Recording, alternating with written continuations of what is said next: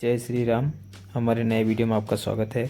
GSRTC में helper में काफ़ी फॉर्म भरा चुके हैं और फॉर्म अभी भरे जा रहे हैं।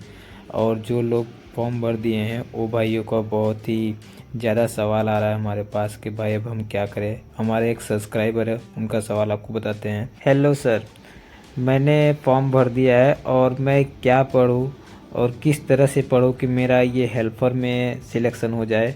तो हम अपने सभी सब्सक्राइबर को बताना चाहूँगा कि इसमें काफ़ी डरने की ज़रूरत नहीं है, क्योंकि इसमें जो सवालों का जो लेवल है काफ़ी कम आता है।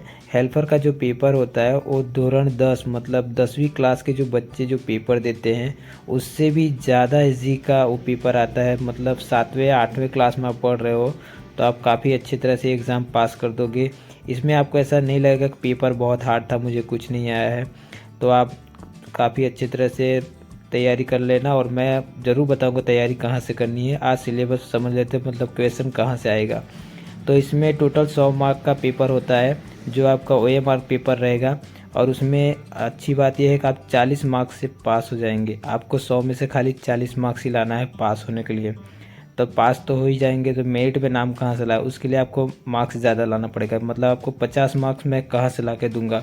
तो चलो ऐसी बात करते हैं कि आपको 50 मार्क्स कैसे आएगा। मतलब 50 तो नहीं, आप 80-90 तो ज़रूरी लाना है। तो 50 मार्क अगर आप कोई भी वेल्डर, जैसे वेल्डर ट्रेड हो गया, अगर आप वेल्डिंग ट्रेड से हो तो आपको उसी ट्रेड का सवाल पूछा जाएगा। जो भाई आईटीआई किए हुए हैं उसके आईटीआई के थ्रू ही सवाल पूछा जाएगा, आपके ट्रेड का ही सवाल आएगा। वेल्डर का रॉड का बारे में पूछेगा, वेल्डिंग के बारे में पूछेगा। उसी हिसाब से जो भाई फीटर किए हुए हैं उनके फीटर के ही सवाल आएंगे। इसमें आपको 50 मार्क्स का सवाल आता है जो आपके ट्रेड के ही सवाल होते हैं। और उसमें ज़रूर से ज़रूर आपको 50 से 50 लाना ही पड़ेगा, तो आप ज़रूर आप मेरिट में आ जाएंगे।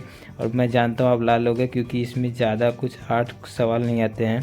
इसी तरह से जैसे फीटर हो गया और कोई ट्रेड हो गया, जैसे कि मैकेनिकल ट्रेड हो गया।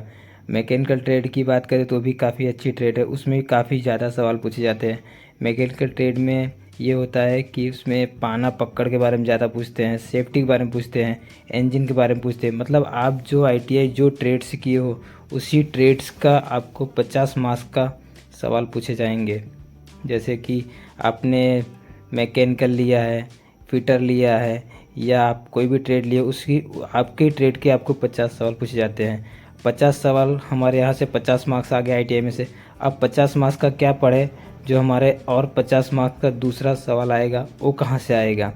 तो आपको मैं बता, दूसरे सवाल के लिए आपको 30 मार्क्स का गुजरात इतिहास पूछा जाता है। ये 30 मार्क्स का होता है गैस। इसमें आपको पढ़ना ही पड़ेगा, इसमें आपको कोई ऑप्शन नहीं है। इसमें थोड़ा सा आप पढ़ लोगे तो 30 में से आपको 10-15 तो लाना ही पड़ेगा। आप 10 भी लाते हो तो ये बहुत अच्छी बात है। इसमें सामान्य ज्ञान हो गया, जो दर्पण दिखाया जाता है उसके विषय भी आप देख, क्योंकि इसमें गुजरात इतिहास का ही भाग है। इसमें आपको 30 मार्क्स में से तो 10-15 तो लाना ही पड़ेगा, तो ही आपको मेरिट में नंबर आ सकता है। और डरने की काफ़ी ज़रूरत नहीं, क्योंकि आप बहुत ही अच्छी तरह से ला दोगे। मुझे पता है संस्कृति वारसो भी पूछा जाता है, ये भी इसी के अंदर ही आ जाता है 30 मार्क्स के अंदर। ये थोड़ा बहुत आपको पढ़ना ही पड़ेगा गुजराती इतिहास के बारे में।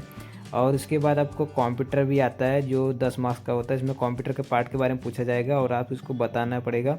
ये 10 मार्क्स का कंप्यूटर के बारे में पूछा जाता है। अलग अलग भागों का नाम देकर उसको पूछा जाए कंप्यूटर क्या काम होता है, इसको कौन सी फाइल में सेव करना पड़ता है, इस सब के बारे में।